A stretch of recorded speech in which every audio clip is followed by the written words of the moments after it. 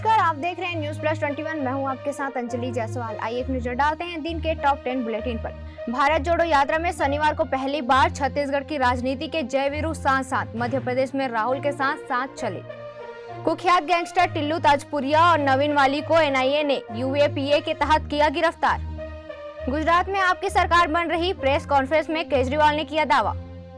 मोदी की मन की बात में बापू का भजन, पीएम बोले G20 की अध्यक्षता मिलना हर भारतीय के लिए गौरव की बात है।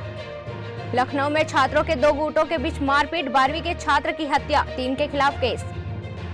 मिस्र के राष्ट्रपति गणतंत्र दिवस समारोह में मुख्य अतिथि होंगे, दोनों देशों के रिश्ते में आएगी मजबूती।